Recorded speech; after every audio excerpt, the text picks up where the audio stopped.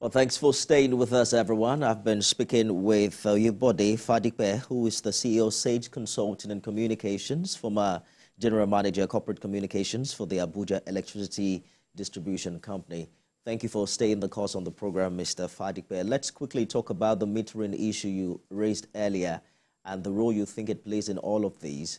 According to NERC, there are just about 12 million registered electricity consumers in the country, out of which 7.1 million are yet to be metered. But interestingly, about 500,000, the actual figure is 504,729 meters were installed by electricity distribution companies between January and September. I know you made a case for if we meter more people, it means more subsidy, but it means more value if we get more people to pay for the power they consume. What do you make of these numbers? Did we do enough in 2023? What will be enough in 2023? The metering? Yes, I'm saying did we get people metered enough in the outgoing year with just over 500,000? Well, again, there are so many variables we need to consider before we come to a definitive position about whether it was sufficient or it was not sufficient. I think the first thing is how many people applied for meter all over the country. So if, for instance, you had about 700,000 people applying for meter all over the country and you are able to do about 500,000, you might say, in terms of sufficiency, yes, it may not have been sufficient, but you have, the percentage performance is substantial. Maybe for a rough estimate, about 80% performance. Okay? So, but if you had about 1 point something million, 2 million people applying for meter, and you were just able to do 500,000, that's 25%. And that, for me, is not good enough. But why will you be unable to meter more than 25%? Do you have the meters in the country? The manufacturers of meters in this country, let me not mention names, but they are all over the place. What were the problems that they encountered? And they will readily tell you that two problems that they must have encountered would have been the cost of Forex and the inflation rates in the country. Those are two fundamental things. And then the affordability power of the end users. We all know what the trend has been in the last few months in this country. We know what the trend has been. Nigerians have been on the edge economically. Nigerians have been on the edge. So people are in a very tight corner when it comes to scale of preference and opportunity cost.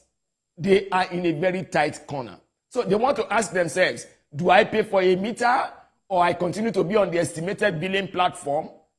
Do I pay for a meter when I have school fees to pay, when I have health issues to deal with? Do I pay for a meter or I continue to push forward a little bit?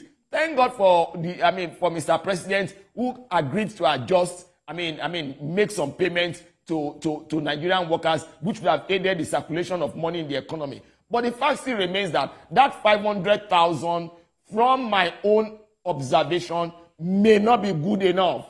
But why is it that it is not good enough? That is what we need to interrogate. I hear you, Mr. Fadipe. We need to do that. Hold that thought for a minute. Let's try to take some calls.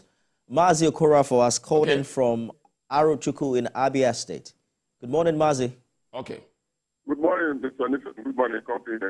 The 2023 power energy, what we're talking now, you see.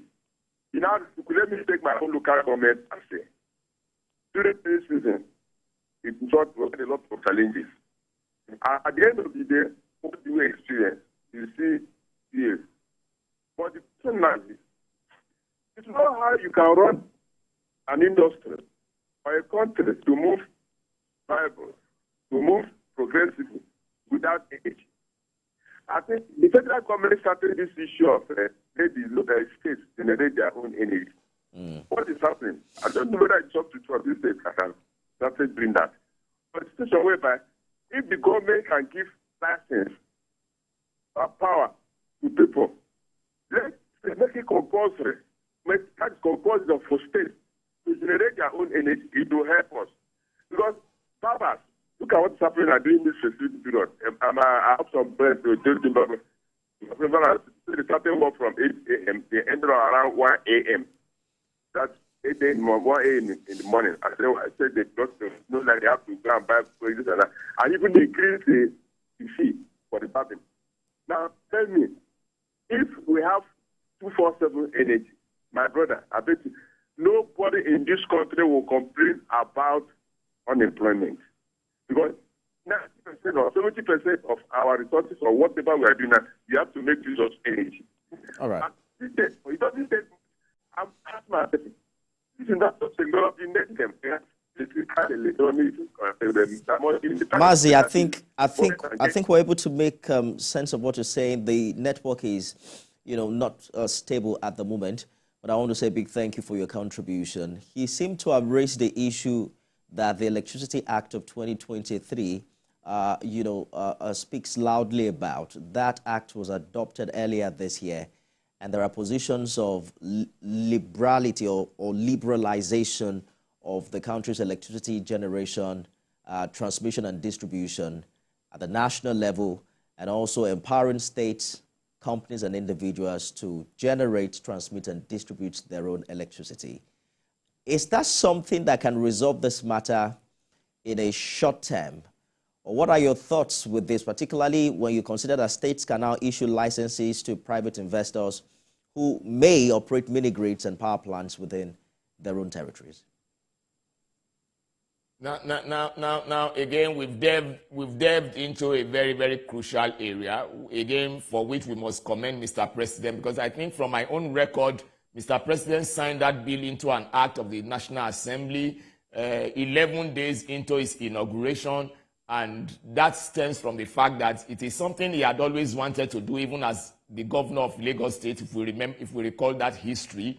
But what Mr. President did 11 days into his administration is something that the likes of the late Chief Obafemi Awolowo had advocated for as far back as the 1950s. So for us to realize it now, well, is better late than never. So I must admit that that's a radical position. But the extent to which it will resolve our problem is a matter of the attitude that the subnationals, by which I mean the states, the attitude they have towards that issue.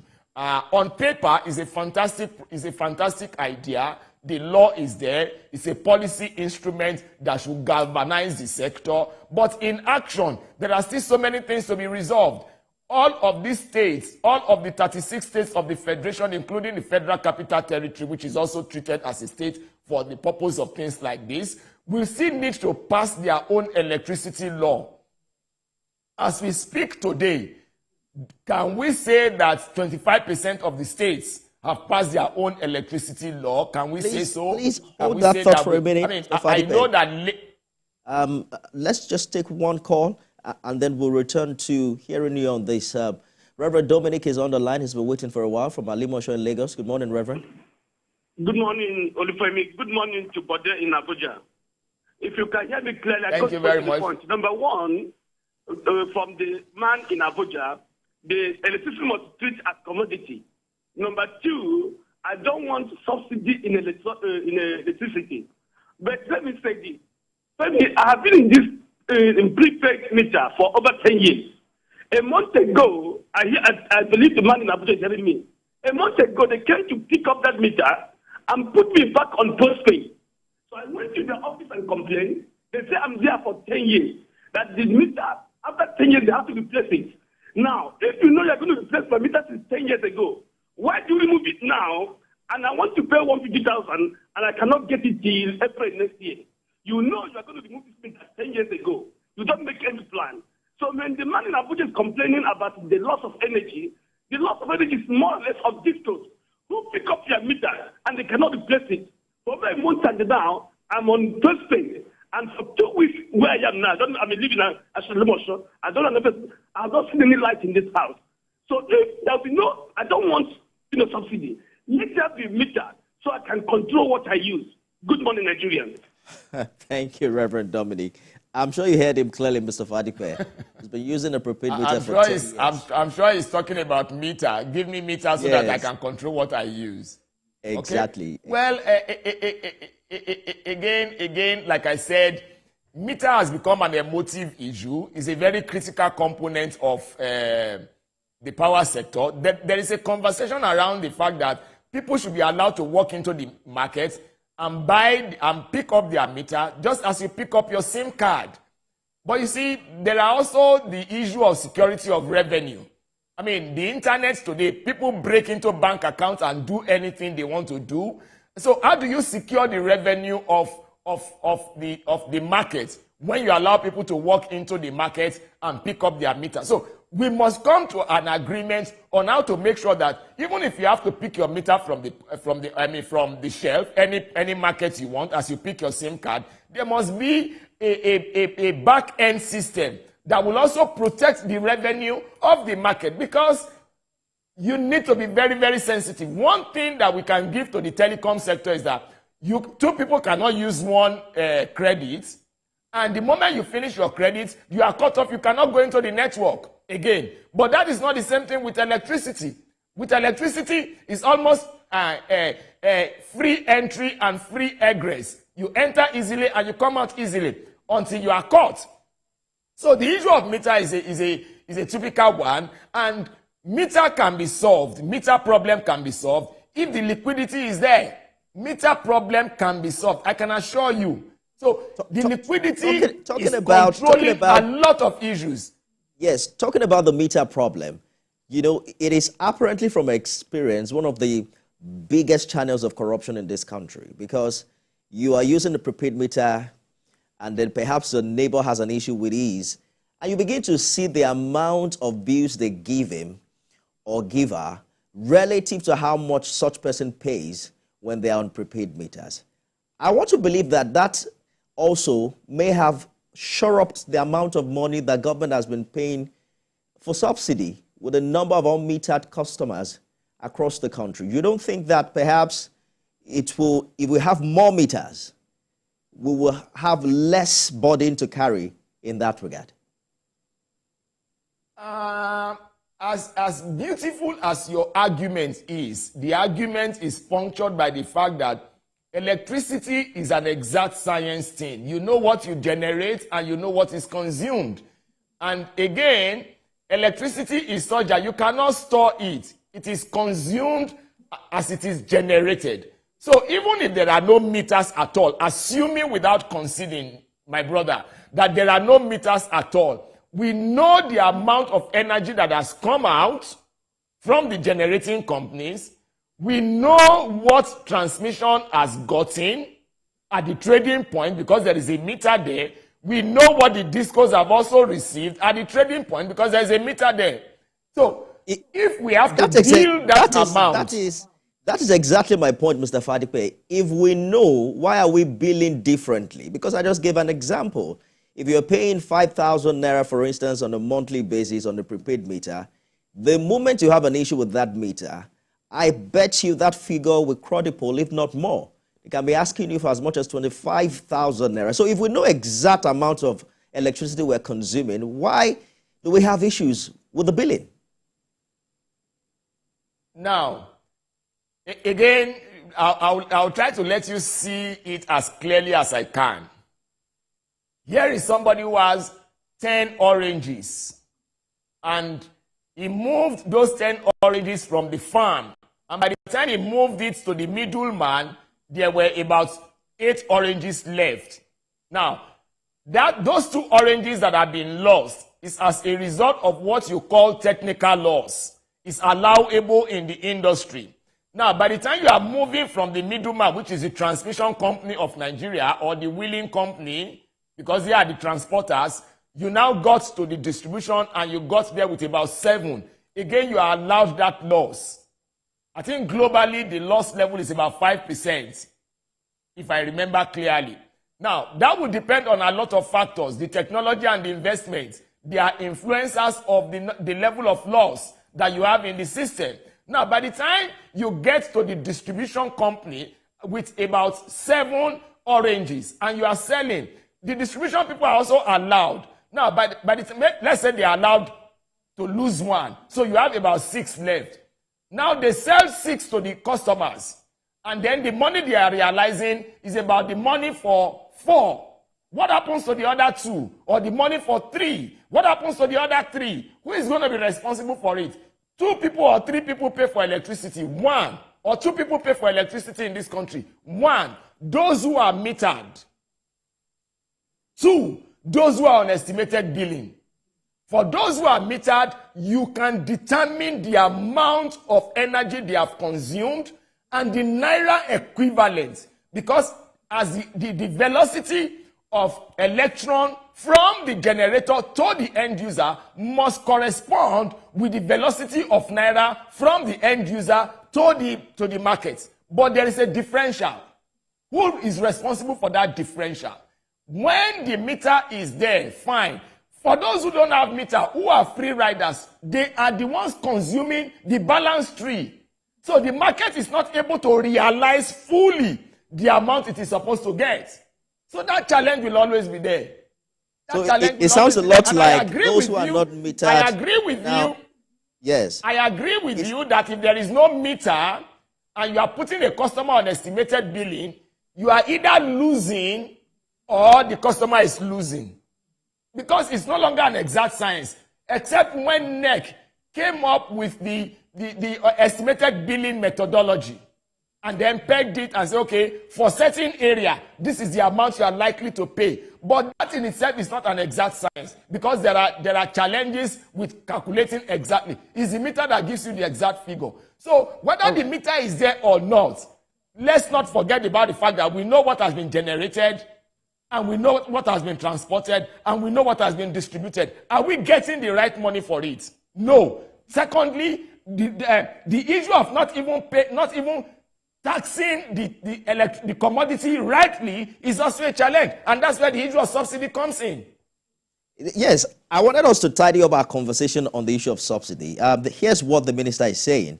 Recently, he pointed out that he acknowledged really that the tariff would be increased at the appropriate time, which would be after a lot of sensitization and communication with the public. He also added that there must be an assured incremental and regular supply. So break it down for us, because you've been speaking largely about someone who understands, the position of investors and why this doesn't make economic sense. But I'd like us to explore how you think government should handle this going forward. When he says there is an appropriate time, what is your understanding of the appropriate time? And how do you think this can be better communicated to the larger public? Appropriate time. I don't know which time is appropriate. Frankly, and I'm not making light of this matter, and I ask for forgiveness if that is what I have put across to Nigerians. No, I am a Nigerian, and one Nigerian that is not excited about Japa. My age does not support it, and so many other factors about me. But the point I'm trying to make is this. Is either we do it now and then begin to reduce the pain of the future, or you wait for the future and allow this cancer to ravage the entire body and kill the person. See, I have been a player in the power sector, and I say this with all sense of humility, for close to 4 decades. If government had been courageous enough in the 80s and 90s to adjust the tariff, Nigerians would have been used to it by now. And then we would have continued to carry it as a commodity. I was in a conversation with a commissioner for energy in one of the southwestern states. And he said, look, Mr. Fadipe, forget about this issue of tariff. Let's change the mentality. Let's change the orientation. Let's move away from tariff. Although it will still end up there, but let's come to budget.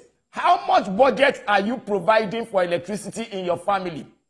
The poor people that we are arguing for, the Honorable Commissioner told me, I said, in our state, we have tested something. We have put electricity through alternative solution there. And people are even paying as much as 200 naira per unit. So what is the argument?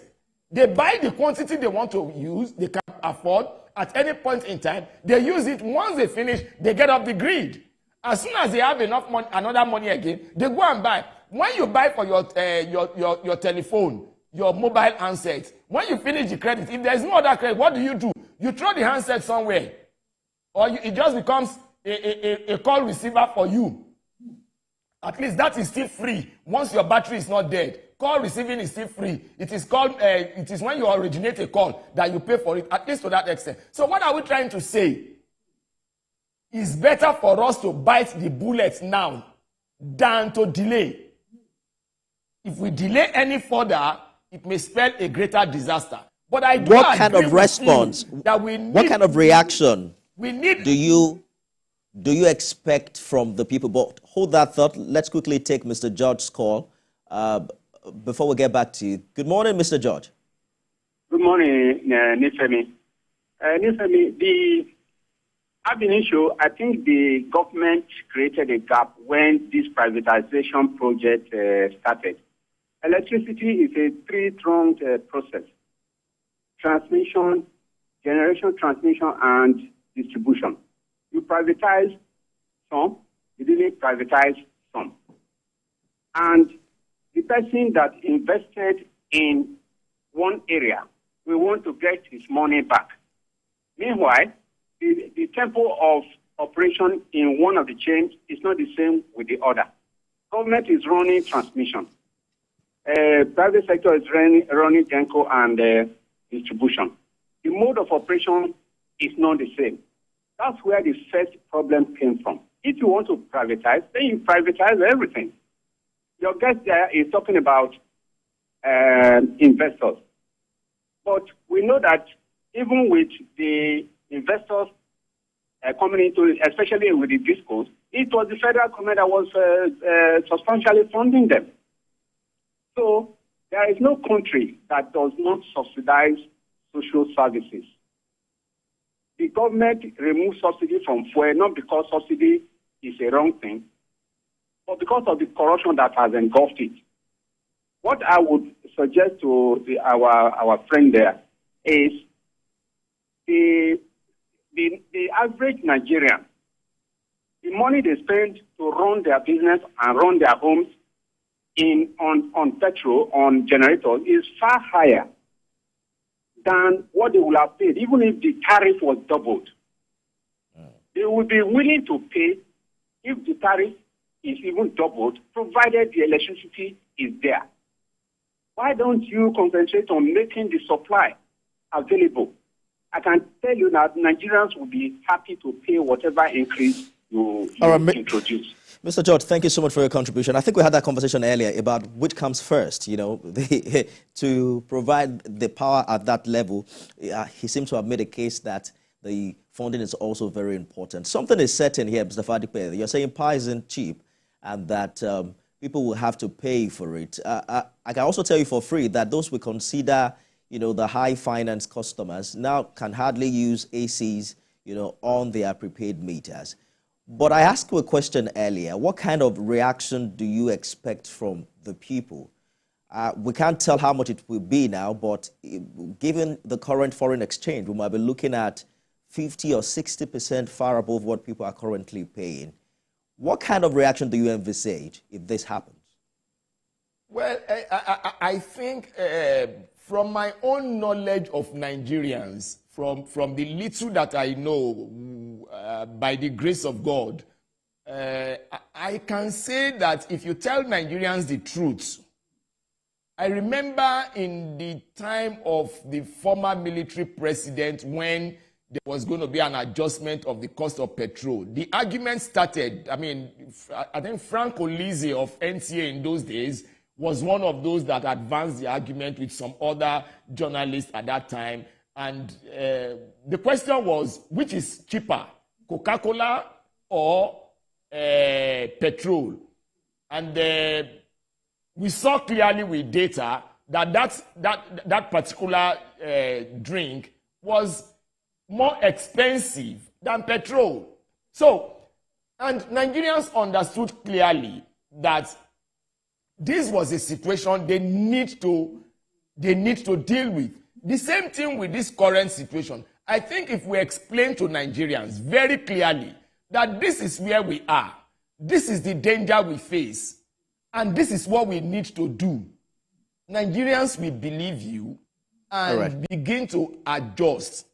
I Right. do agree that there must also be a corresponding increase in service. So when the money comes in and the investment is going on, of course the service will improve. I dare say that in the place where I live in Abuja, in the last 2-3 weeks, there has been good power supply, not without interruption, but not one that is protracted as to put us in a kind of disturbing situation. So for me, let's communicate. Let us communicate. This is like the case of somebody roasting yam for a blind man. You must not keep quiet, otherwise he will think that you are eating the yam. I hear you. You agree that 1 hour is not enough to communicate this to Nigerians. So we'll perhaps have this conversation subsequently. And whether Nigerians will understand or not, it's an Herculean task ahead of this administration if it will consider what your position is. And I'm sure you definitely agree with me on that. Oyebode Fadigbe is the CEO, Sage Consulting Communications, and a communication specialist and lawyer. He was former general manager, corporate communications for the Abuja Electricity Distribution Company. Mr. Fadigbe, it's always a pleasure having you on conversations of this nature. Thank you so much for your contribution. I'm most grateful for this opportunity. Thank you so much. We're counting down to the new year. Happy New Year in advance, everyone. I am Nifemi Oguntoye. See you again tomorrow.